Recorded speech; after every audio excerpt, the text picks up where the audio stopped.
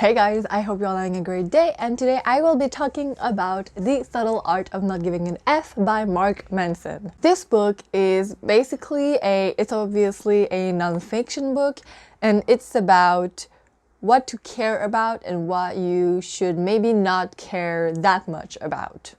To sum it up a little bit. What Mark Manson explains in his book is that in life we give Fs. For everything, we give Fs about what we look like, about our parents, about our boyfriend, girlfriend, about our family, about our grades, about our career, a lot of stuff. And what he explains is that maybe there are some things in your life that you shouldn't be giving so many Fs about, like other people's opinions, what people do that you cannot control, how people perceive you, stuff that you mainly cannot control on your own. I give this book a full 5 out of 5 stars. I love this book. It made me see things that I just never saw in myself, and that was a huge problem. And I am working on a lot of stuff to be a better person, but of course it's a very hard process. It's a long process. I'm not saying that by reading this book you will be a whole new person and you will be a whole better person. It's not the point of the book. The point of the book for me, it was to make me realize what I was doing with my life and what I was not doing, and all of the little bad stuff that I was doing that I just wasn't paying any attention to. I thought the book was so well written. Mark Manson has a beautiful, beautiful writing style. He has a way to explain stuff that is quite complicated, but it ends up being so easy to read and to understand. He divided his chapters really well, I thought, because you always have some theory, and then the other chapter you have a more either personal experience or you have an example of the theory he just gave. So it was a really, really not entertaining way of writing, but it was easy to read because you have the theory of something, and then afterwards you have an explanation, an example of how it's used. Mark Manson gave me a new perspective of all of my problems and all of my inner problems that I deal with. Everyone deals with problems, but the way I read the book gave me a new perspective on how I should see my problem and how I should deal with them afterwards. The way he writes is so relatable because before giving a theory of something, he will ask the reader stuff. So, did you ever thought that? Did you ever do this? How did you feel when something like that happened? Were you angry? Were you sad? How did you react? And the way he explained it always made me feel like, oh my god, I do that. There is a part in his book where he talks about entitlement and how people feel entitled about basically everything and anything. He describes that a person that is entitled can say, well, I'm the greatest and you are all shit.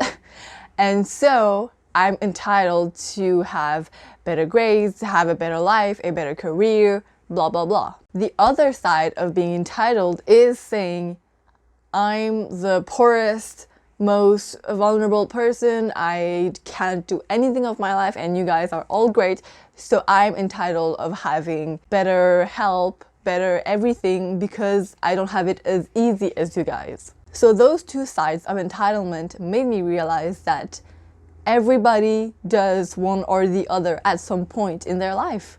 It's not something that we realize that we do, but at some point we just do it. And it's not a bad thing, it's not a good thing, but it's just, I feel like it's something that people should be aware that they do. And when I became aware I was doing that, I was like, oh god, it has to stop because it's not a good, healthy thing to do. It's not a healthy behavior to have to be always entitled, so that everything that you do or everything that you don't do is because of something and not because of yourself.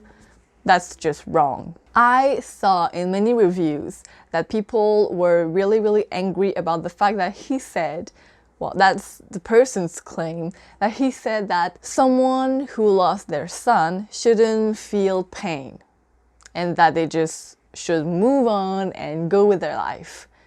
I saw that in a comment on Goodreads about the review of this book, and I was so amazed how little the person understood the book. This is not at all what the purpose of the book is. Mark Manson in his book explains, not in the best way I would say, but he explains that you are the only one in control of your emotions and how you deal with everything and anything that happens in your life that you cannot control, like a death of someone you love. He does not say that you shouldn't be sad or you shouldn't mourn or you shouldn't have a funeral. That's not at all what he says. Maybe on a smaller scale. So let's say you get fired from your job because shortage of employees, you did a great job, but they just cannot have you anymore. Let's say it's that. The way you react to this firing is your own self. It's your own control. It's your own ability to either be sad, be angry, be happy, be neutral, and just roll with it. I would say not roll with it, but I mean to just accept it and move on. I agree that Mark Manson did not choose the best example to describe this because he chose a death of someone you love, and in that case it was the death of a son of someone. So of course it's it's controversial, but the purpose of the message was very clear. The way that you react to things is not because of the thing, it's because of you. Let's say that my boyfriend cheats on me and leaves me for the girl. It's a horrible thing to think about, but if that happens, the way I react to this event, to what is happening to me, is of my own decision. Yes, I will cry, of course, I will be very sad, I will be angry, but the way I will cope and the way I will move on to do other things in my life is my own control. The purpose of the book is basically to help you understand what you should care about and what you should just not care about, because you just care too much. Most people care too much about so many things, and it's not healthy because you get anxiety, you can get depression, you can just have a lot of stuff happening in your mind because you just think and care about too many things, and it's not even your place to be worrying about those things because you have just no control over them. I annotated this book so much, and I never do that because, well, mostly fiction books I don't need to annotate because I remember, but in this book I annotated so much because there were so many quotes that I wanted to remember and so many lines that I just want to, if I just go back and just go through this book and stop at any stickers, I will be able to understand what it means, and it's just incredible. Like here I've got a quote: "Nobody else is ever responsible for your situation but you. Many people may be to blame for your unhappiness, but nobody is ever responsible for your unhappiness but you. This is because you always get to choose how you see things, how you react to things, how you value things. You always get to choose the metric by which you measure your experiences."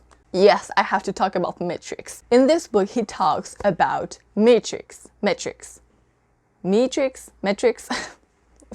The word metrics.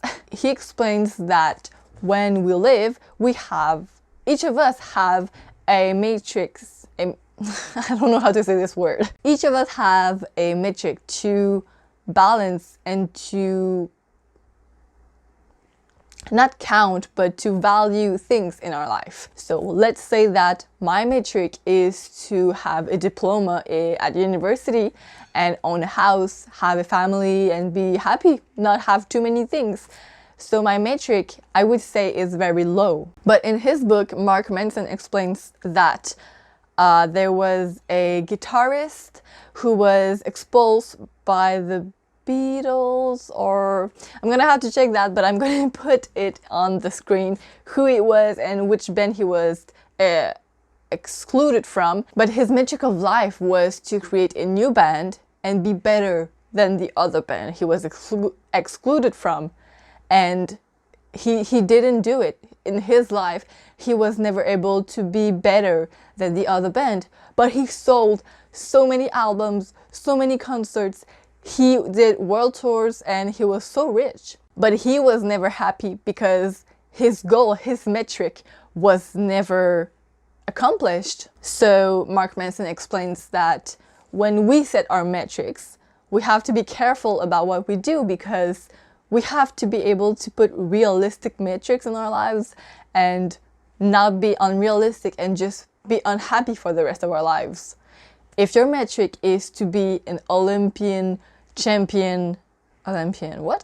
If your metric is to become an Olympic champion by any type of sport, and you're not ready and you're not practicing enough and you're not doing whatever it takes, you're never going to be happy, because you're never going to accomplish that goal, even though it was an unrealistic goal. So in conclusion, I highly recommend that you read The Subtle Art of Not Giving an F by Mark Manson if you are ready to have a new perspective of life. Because if you're not ready, you're gonna read this book and just be very, very, not angry at it, but just upset, and you're not gonna get anything out of it. So I really suggest that if you are ready to read this book, and if you want to see and change a bit the way that you live, not whole way that you live, but try to change just some bits and pieces of how you perceive your life, give it a go and you are going to be